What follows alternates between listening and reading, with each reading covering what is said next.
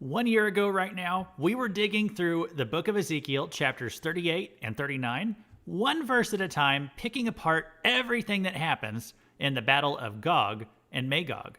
Now, that was when we were working through the Book of Ezekiel. We finished it last April, but today, the Book of Zechariah is pulling us back in that direction. Also, 1 year ago at this time, Gog and Magog looked a long way off, but after the events of the past couple months, the doomsday clock might need some updating. Let's take a review of that story today. Let's see if it sheds some light on what's going on in Zechariah 2 here on the God and His Prophets podcast.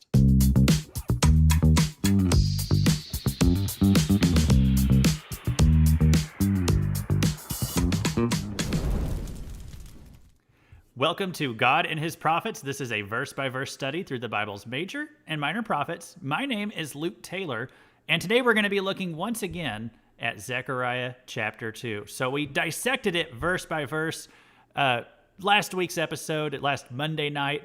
And so back on schedule tonight. Welcome, everybody. It's a Sunday night broadcast. Monday morning, if you're catching it on the podcast feed, or I guess whenever you come across this podcast at some point in the future. Today, guys, I want us to lay out Ezekiel 38 and see how it parallels what we've been studying here in Zechariah 2. And I'm thinking we should probably start in Ezekiel 38 today. So if you're a longtime listener of this podcast, this is going to be review for you.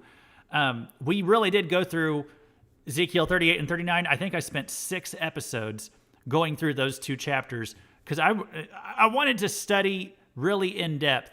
Like, what is this all about? Have we been understanding this correctly? I've been hearing my whole life that, Gog is Russia and all these other countries are this and that. Like, I wanted to put all that, remove any question in my mind and make sure I understood it. So we really went through it. I feel like, I had been given a pretty good understanding throughout my life, but I felt reassured going through it very slowly and found some surprises along the way, found out about the identity of who Gog is. Gog is really it's not the leader of a particular country in the natural. It's the supernatural principality who is over this coalition of nations that's going to bring them together against Israel in this battle sometime in the last days. And so if you want to know more about that and every little detail, you can go back to those episodes that we were literally doing a year ago at this time, like last November. I remember it was like during the election season and during Thanksgiving, all that. That's whenever we were in those studies. So if you go back 1 year ago in this podcast, you will find it. It was under the name the Cross References Podcast back then.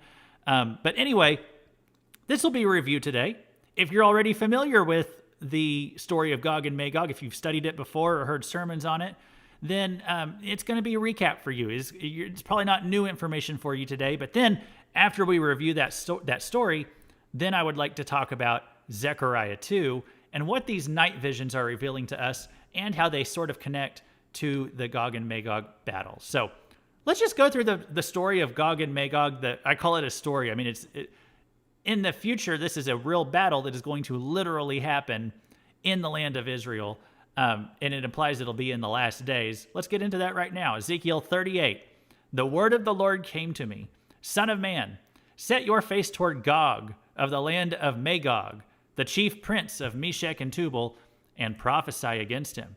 And say, thus says the Lord God, behold, I am against you, O Gog, chief prince of Meshech and Tubal, and I will turn you about and put hooks into your jaws, and I will bring you out and all your army, horses and horsemen, all of them clothed in full armor, a great host, all of them with buckler and shield, wielding swords. And so I already kind of told you, Gog is this principality spirit. Now, Magog, this is, most are going to say Russia. Some will say Turkey. After studying and going into this, I was strongly leaning toward Russia myself. So and possibility of Ukraine, but it does seem, and I hate to just say based on current headlines, but we could very easily see Putin or Russia wanting to launch some kind of attack against Israel, especially if the Ukraine situation is not going the way that he wanted it to. And so I felt like there's a lot of evidence that this is talking about Russia, who is the leader of this coalition. Turkey is absolutely a part of it. One way or another, Turkey is a part of this. Are they the leader of it? Possibly, okay? But I do see a lot of credibility to the notion that it would be Russia, and I talked about this in the episodes last year, There's some other nations involved as well. Verse 5, Persia, Cush, and Put are with them, all of them with shield and helmet. Gomer and all his hordes. Beth Togarmah from the uttermost parts of the north with all his hordes. Many peoples are with you. And again, we looked at what these modern nations are. Persia is speaking of Iran. Cush would be, if I remember correctly, Libya. Almost certainly talking about Libya when it says Cush. And then Put was Ethiopia or Sudan. Now it's been a whole year. I'm hoping I got that right. But I am absolutely sure Libya was one of them. Like, we can be strongly certain Libya will be part of this. And then Put is a little bit ambiguous. If it, the way it plays out, we'll know whenever it plays out. If it was talking about Ethiopia there or Sudan, both of them are possibilities. And all these nations mentioned here, they all have really good, positive relationships, good foreign relations with Russia. Russia has bases in some of these countries, and so you could easily see these countries militarily uniting to come against Israel at some time in the last days. Verse 7, be ready and keep ready, you and all your hosts that are assembled about you, and be a guard for them. Verse 8, after many days you will be mustered in the latter years. And so this is talking about the last days, and we tend to associate that with the end times. This is technically, you could say that we're in the last days now, even though we've been in the last days ever since Jesus left this earth. You could say that theologically, you could prove that. But I think the idea here is this is talking about something that happens in the end times. Can't prove that 100%, but that's what I think it's a safe assumption. So after many days, you will be mustered. In the latter years, you will go against the land that is restored from war, the land whose peoples were gathered from many peoples upon the mountains of Israel, which had been a continual waste. Its people were brought out from the peoples and now dwell securely, all of them. Now, just think about this. I'll leave the words up on screen for a minute. Think about this. This could not have been true 1 year ago as I was recording this podcast. Israel was not the land restored from war 365 days ago. They were in the midst of a war trying to fight back at these terrorists who had attacked them a couple years ago. And you could say that they've pretty consistently been at war or in tense relationship with some country somewhere around them, basically ever since they were regathered as a nation and reestablished in May of 1948. So for like over 70 years, Israel has been kind of on edge. Notice what it said here. You will go against the land that is restored from war. This is speaking of what Gog will do. The land whose people were gathered from many peoples upon the mountains of Israel. This is talking about the reestablishment of the nation of Israel in 1948, okay? The Israeli people have been regathered from many peoples. They're now back in the land of Israel, which had been a continual waste. It was a wasteland when they got their land back, but they have replenished it. They have new growth. And so now these are the days where this land is replenished and where it's no longer a waste. The people are back in their land, but it says also Gog and Magog is going to happen. Gog, these nations, are going to move against the land that is restored from war. That's what it said there in verse 8. That is what we're in. I know there's some, they're slowly getting out of this war. I know there's still some tension, some conflict, some question of like, is Hamas going to do what they said they were going to do? Are they really going to be able to take Trump's peace deal? We did an episode about that a few weeks ago. But we see like Israel, tensions are simmering down. Things are, I don't know if I want to say going back to normal, going toward a time of peace that Israel has not been able to experience since it was regathered into the land. And so we could see this being the time that the land is being restored from war. 1 year ago, this prophecy could not have come true. Now, it could, or maybe in the very near future, we see it moving in that direction where we could see this happening, that Israel will be the land restored from war, and more on that in a moment, okay? Verse 9, Gog here, you will advance coming on like a storm. You will be like a cloud covering the land, you and all your hordes and many peoples with you, this great coalition of nations. Verse 10, thus says the Lord God, on that day, thoughts will come into your mind, and you will devise an evil scheme and say, I will go up against the land of unwalled villages. Key verse right there. I will fall upon the quiet people who dwell securely. all of them dwelling without walls and having no bars or gates. Oh, and I'm sorry I didn't have that up on the screen. We'll come back to that verse anyway.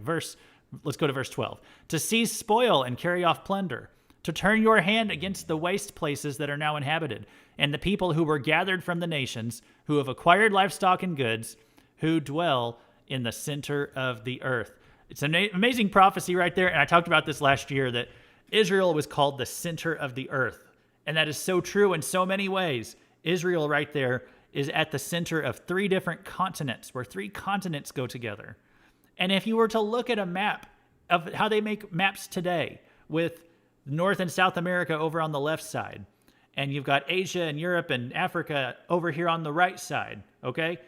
And if you were to draw a point to the center of even those maps, Israel is pretty much right there in the middle. It's amazing. And that's in modern maps. This was written 2,500 years ago, and they were talking back then about how Israel is this nation that dwells at the center of the earth. It's so cool. And then let me go back to verse 11 here for just a minute, where it says, Gog here is saying, I will go against the land of unwalled villages. This will be Gog's evil scheme. So we talked about this last week, and I think I still have the pictures actually. Let me see if I can pull it up. Yeah, if you see it on the screen, you can see the border of where the ancient walls were in Zechariah 2 mentions this. There were walls back in, pictures in the day of Jesus. You can see also pictures of where the walls were in the days of Zechariah. But Zechariah 2 tells us that someday Israel's population is going to outgrow their borders of where their walls are. There will be people living outside of the walls because there will be so many people who have been regathered here to this nation of Israel. And so they'll outgrow the ancient borders, the ancient walls. Okay, Israel still has those walls today. So some will say, well, this prophecy couldn't come true because it's not a land of unwalled villages.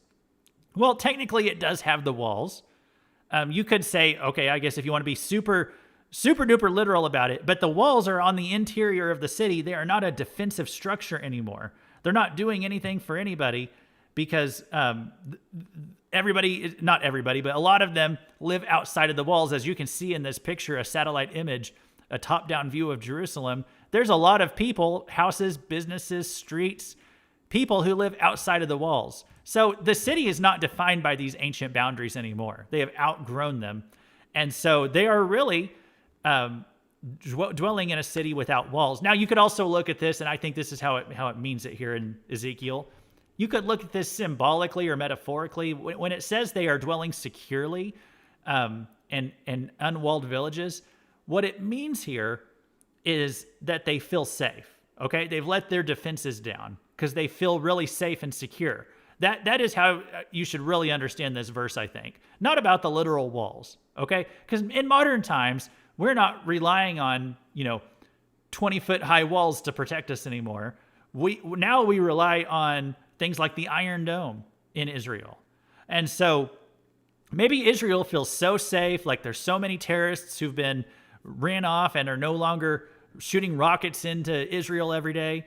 Like they're like, we don't really need the Iron Dome anymore. Like we just really feel pretty good about things right now.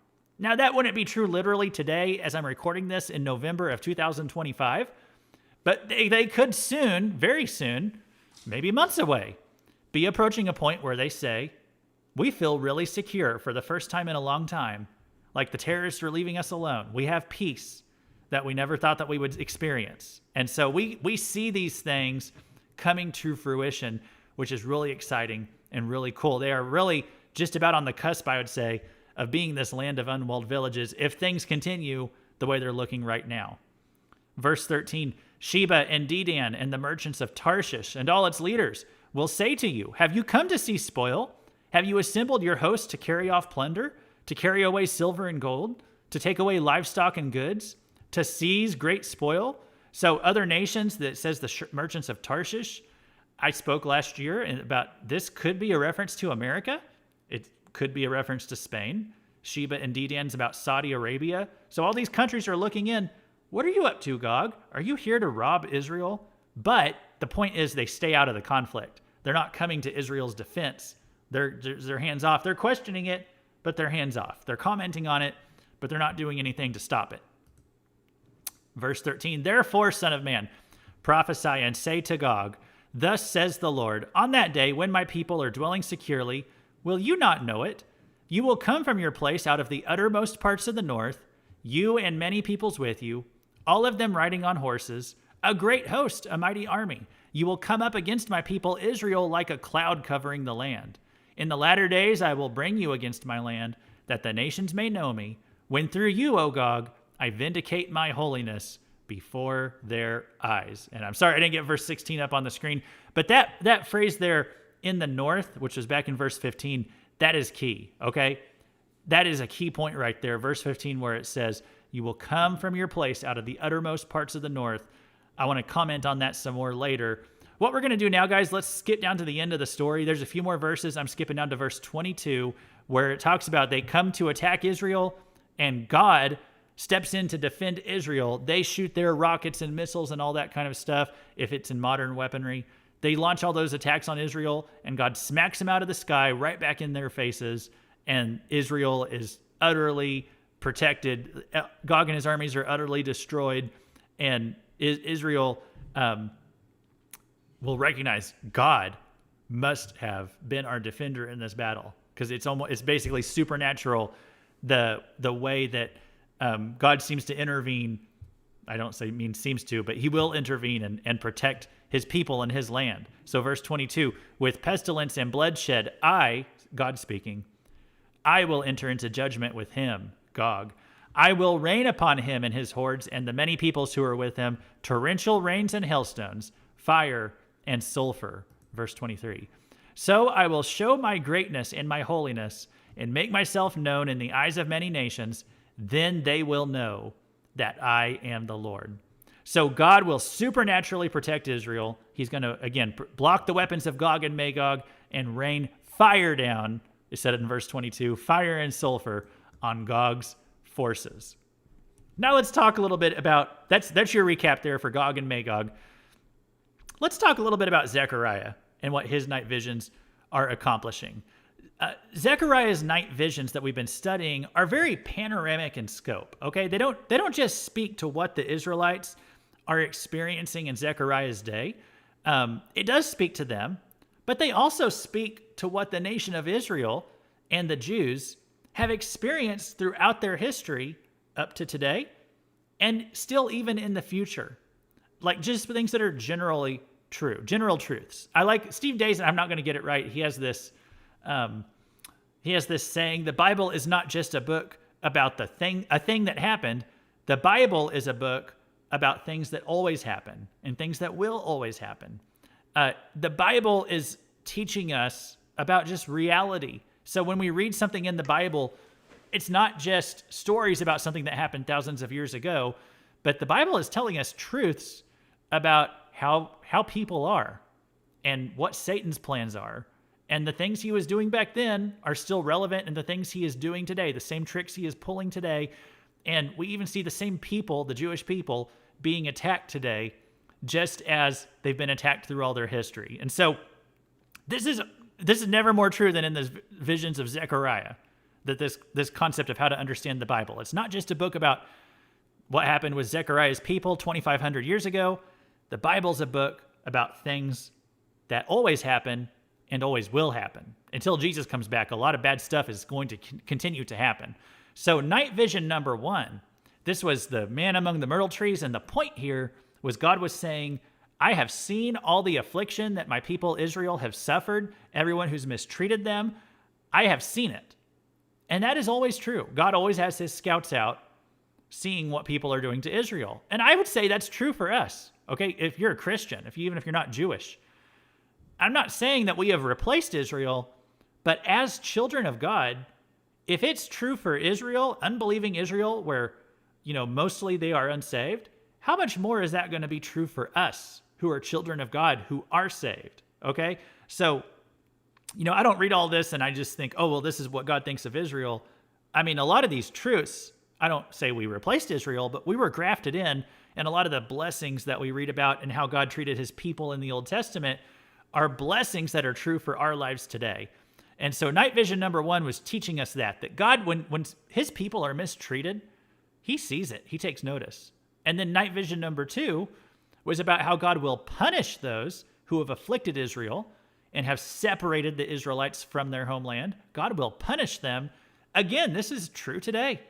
I mean, if you look at pictures of Palestine/Hamas, if you look at that today, since October 7th of 2023, yes, they invaded Israel on that day, slaughtered 1,200 Jewish people.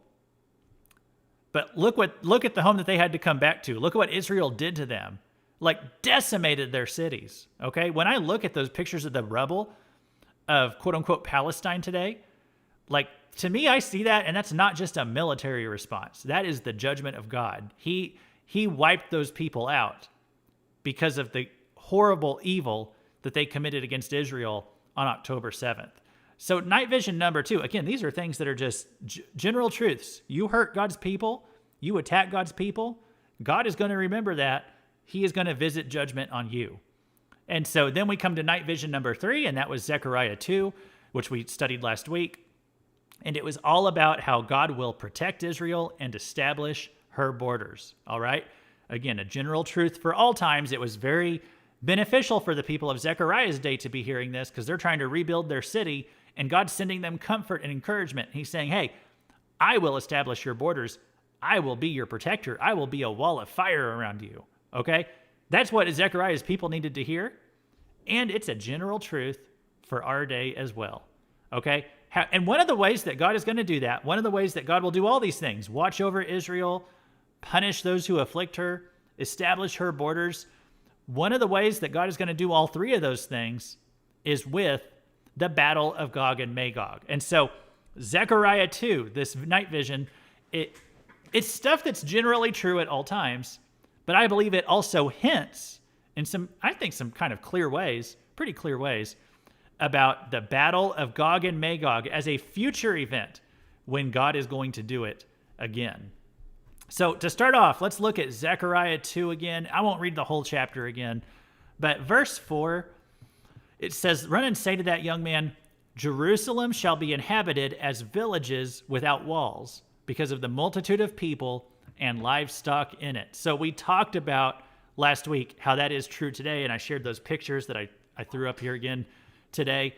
Okay, villages without walls. Now compare this to what we read in Ezekiel 3:8-11, where God says, "I will go up against the land of unwalled villages." Okay, Zechariah 2:4, villages without walls.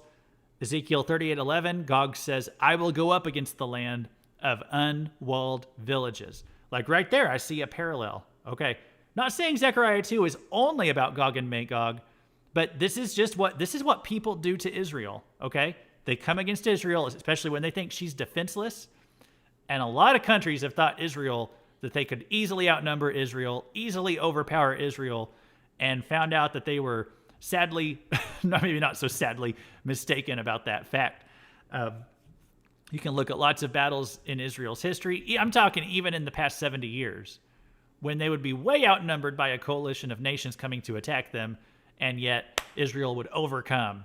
And it's this principle that God is going to establish Israel's borders, and the enemy's not going to be allowed to come in and steal that land. The only thing that could let the enemy in is when God's people of Israel apostatized, and then God would punish them by letting them be overran. But it was God deciding that. So it's his territory, and if the people are going to rebel, as we saw in the book of Ezekiel, God let them be ransacked. And so it's really up to God. All right, the enemy is not going to get to come in and steal Israel's territory. When Israel would lose land, like it was a lot of time because of their lack of faith, that they would not fully drive out the enemy, that they would not finish the job. And so sometimes the enemy would get a foothold in there. These are all great principles for our lives and how we can let the enemy get into our life. Let's keep moving. Verse 5, God said in Zechariah 2:5, "And I will be to her a wall of fire all around, declares the Lord, and I will be the glory in her midst." Okay, so God says, I will be a wall of fire to protect my people in Israel, in Jerusalem. All right, now I'll leave the verse up here on the screen, but let me read again what God is going to do to Gog and Magog in Ezekiel 38, verse 22. He said, with pestilence and bloodshed, I will enter into judgment with him, talking about Gog, and I will rain upon him and his hordes and the many peoples who are with him, torrential rains and hailstones, fire and sulfur. Okay? So God says there, I'm going to send fire and sulfur, fire and brimstone, the wall of fire. He's going to be, again, Zechariah 2 is not literally just about Ezekiel 38, but Ezekiel 38 is kind of just like the perfect culmination of all this. God is literally going to bring the fire down on his people. Ezekiel 39:6, talking about the same battle, it says this, I will send fire on Magog and those who dwell securely in the coastlands, and they shall know that I am the Lord. All right, Zechariah 2:6. God said to his people, up, up, flee from the land of the north, declares the Lord. Okay, up from the land of the north. What is the north? As you're reading in the Old Testament, the north is this kind of like, it means foreboding enemy. All right, Israel was always attacked by these enemies from the north. Jeremiah chapter 1 or 2, it's talking about this threat that's coming from the north. Talks about it here in Zechariah. Flee from, it's talking about Babylon in the book of Zechariah. Ezekiel 38. Let me go back to Ezekiel 38, verse 2. God said about Gog, and I will turn you about and drive you forward and bring you up from the uttermost parts of the north. Okay? So here it's talking about presumably Russia, possibly Turkey, but the north, it's just kind of like this. It's when the Old Testament talks about the north, it's just this recurring, I guess you'd call it a motif. It is literally true, but like this motif of Israel is constantly getting attacked by this powerful enemy coming in from the north, okay? Let me go back to Zechariah 2. Let's read verse 9. God said, behold, I will shake my hand over them, and they shall become plunder for those who serve them. Then you shall know that the Lord of hosts has sent me. Okay, notice this word plunder right here. Plundering means you go in and like after you've defeated someone, you go through their stuff and you take what you want. And so when Gog and Magog come against Israel, they're coming after the people, they're coming after the land, they're coming after Israel's possessions. There's some speculation Israel might have a lot of oil money. Israel has a lot of money. They have a lot of technology. It would make sense if it was talking about like Russia, that they're after oil and maybe they can't get it in Ukraine. So maybe they come down looking to get it out of Israel. You know, who knows? Maybe they see it as an easy target, easy pickings. All right. So that's what it talks about, to plunder somebody as you go and you take their stuff. Well, Zechariah 2, God says when people come to attack you, you're going to get to turn around and take their stuff. You will plunder them who wanted to plunder you. All right. Those who wanted to oppress you, you're going to end up taking from them. You'll pick them clean. Now I'm going to go to Ezekiel 39, verses 9 and 10. And here's what it says in the outcome there from the battle of Gog and Magog. Then those who dwell in the cities of Israel will go out and make fires of the weapons and burn them, shields and bucklers, bow and arrows, clubs and spears, and they will make fires of them for 7 years, verse 10, so that they will not need to take wood out of the field or cut down any of the forests, for they will make their fires of the weapons. They will seize the spoil of those who despoiled them and plunder those who plundered them, declares the Lord God. And so it says after Gog and Magog, Israel's people are going to go in and take from those who attacked them, take from their weapons, and be able to use it as an energy source, okay, a fuel source. It says make fires of them for 7 years. There's some theories out there. Perhaps when Gog and Magog and all these, crazy nations, a lot of them are Muslim nations, imagine they came in with maybe a nuclear weapon, okay?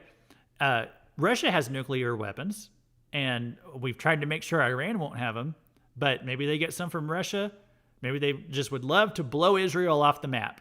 I mean, it's not a maybe. They say it clearly. They would love to blow Israel off the map. And so they say this openly. So they come along with nuclear weapons. It gets smacked back in their faces. This could be the fire that God's talking about there. If it's not fire from heaven, if it's not a supernatural fire, it might just be God making their weapons blow up in their face. But Israel can collect these things and use it as an energy source. It says for 7 years after the battle. So that's kind of interesting. And then it's a theory. I don't know that they'll come against him with nuclear weapons. Just a theory out there of how this could make sense. There's other theories that also make sense in regard to how they're going to burn these weapons. But we see the idea there. Israel will plunder those who came to plunder them, just as Zechariah 2 was talking about. And then Zechariah 2:11, and many nations shall join themselves to the Lord in that day, and shall be my people, and I will dwell in your midst, and you shall know that the Lord of hosts has sent me to you. This is talking about the end result. After God is protecting his people and being a wall of fire and supernaturally demonstrating his reality by protecting his people, it says this is going to drive many nations to worship the Lord and realize that he is legit, that he is God, and that he is real, and that he is the God of Israel. And so they will recognize this. It'll drive people to desire the Lord, people from the Gentile nations. So where it says right there, and many nations, all right? The end result, and you shall know. Well, we see similar wording at the end of the battle of Gog and Magog, Zechariah chapter 39, verses 21 and 22. God says, and I will set my glory among the nations, all right? The nations, the Gentile people. And all the nations shall see my judgment that I have executed, and my hand that I have laid on them. The house of Israel shall know that I am the Lord their God from that day forward. We see some of those same lines, those same parallels right here. Ezekiel 38 and 39's battle, it will be the ultimate example of the general truth that we learn in Zechariah 2.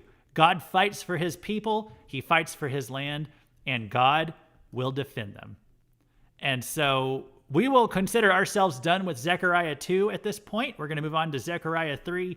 Next week, I hope to be able to put out an episode next week, and I love Zechariah 3. It's hard for me to pick a favorite chapter of Zechariah. I love chapter 3. I love chapter 7. I love chapter 11. I love chapter 14. There's a lot of good stuff in this book. But anyway, Zechariah 3 is my first mountaintop experience in this book. It's one of the first peaks. It'll have multiple peaks in my opinion, but it's one of the first peaks of this book, and I can't wait to share it with you. So I hope you'll be back next week. Make sure you're subscribed if you're not subscribed so you can get that episode on Zechariah 3. If you want to get in touch with me in the meantime, you can send an email to GodAndHisProphetsPodcast at gmail.com. And would love to hear from you if you have any questions or comments on anything that we've talked about today. But this has been Luke Taylor, and I hope the Bible makes more sense to you after this episode, and I hope that you can see more clearly the story of God and his prophets.